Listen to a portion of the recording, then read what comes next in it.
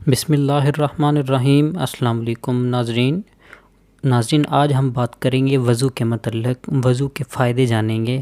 وضو ہمیں کیسے بیماریوں سے محفوظ کرتا ہے۔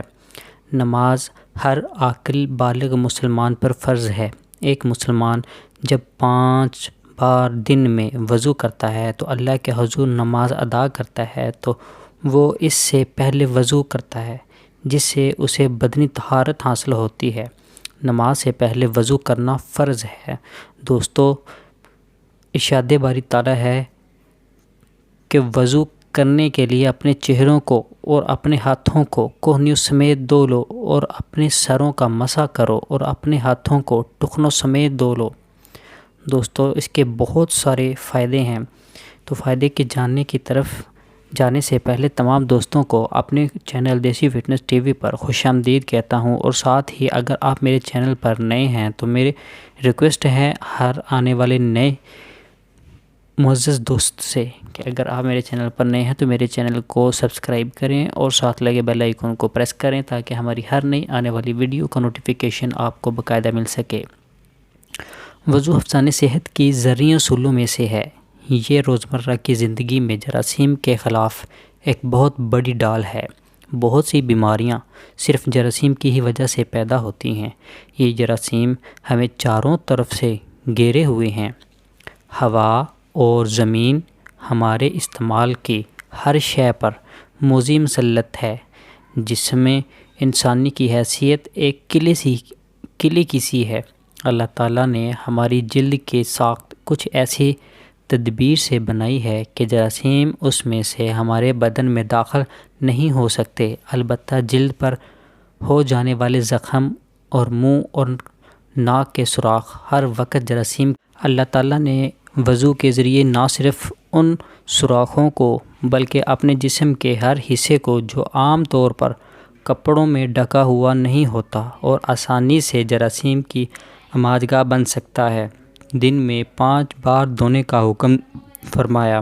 انسانی جسم میں ناک اور منہ ایسے اعضاء ہیں جن کے ذریعے جراثیم سانس اور کھانے کے ساتھ آسانی سے جسم میں داخل ہو سکتے ہیں، لہٰذا گلے کی صفائی کے لیے غرارے کرنے کا حکم دیا اور ناک کے اندر ہڈی تک گیلا کرنے کا حکم دیا۔ بعض اوقات جراثیم ناک میں داخل ہو کر اندر کے بالوں سے چمٹ جاتے ہیں، اور اگر دن میں 5 بار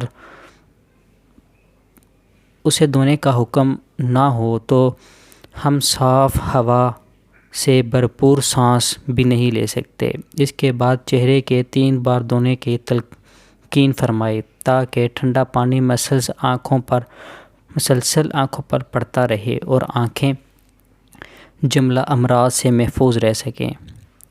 اسی طرح بازو اور پاؤں کو دھونے میں بھی کئی طبی فوائد ہیں۔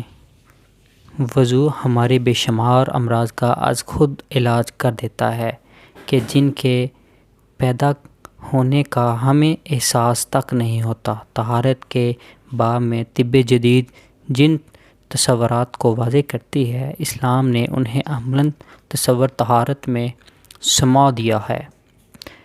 بیماری کے جراثیم کھانا کھاتے وقت بآسانی ہمارے جسم میں داخل ہو سکتے ہیں۔ اس میں اشیائے خوردنوش کے علاوہ ہمارے ہاتھوں کا بھی اہم کردار ہے۔ ہاتھوں کی صفائی کے حوالے سے تاجدار رحمت نبی کریم صلی اللہ علیہ وآلہ وسلم کا ارشاد ہے، کھانے سے پہلے اور بعد میں ہاتھ دھونا برکت کا باعث ہے۔ کھانے سے قبل ہاتھوں کو دھو کر اگر کسی کپڑے وغیرہ سے خشک کر لیا جائے تو بھی اس کپڑے کی وساطت سے جراثیم دوبارہ سے ہاتھوں میں داخل ہو سکتے ہیں، ہاتھوں کے ساتھ لگ سکتے ہیں، ہاتھوں کے ساتھ مل سکتے ہیں۔ عین ممکن ہے کہ اسے تولیے سے پہلے سے کچھ جراثیم موجود ہوں اور ہمارے ہاتھ خشک کرنے کے عمل سے وہ ہمارے صاف ہاتھوں سے چمٹ جائیں اور کھانے کے دوران میں ہمارے جسم میں داخل ہو جائیں۔ اس بارے میں بھی اسلامی تعلیمات بالکل واضح ہے۔ کھانے سے پہلے دھوئے ہاتھ کسی کپڑے سے مت خشک کرو تاکہ ہاتھوں کی صفائی کھانے کے دوران قائم رہ سکے۔ دوستو امید کرتا ہوں آپ کو یہ ویڈیو بہت پسند آئے گی۔ اگر آپ کو یہ ویڈیو پسند آئے گی تو آپ پلیز اس ویڈیو کو لائک کریں، شیئر کریں اور میرے چینل کو سبسکرائب کریں تاکہ آپ کو مل سکے ایسی بہترین ویڈیو دیکھنے کا بہت بہت شکریہ۔ Thanks for watching this video. اللہ حافظ۔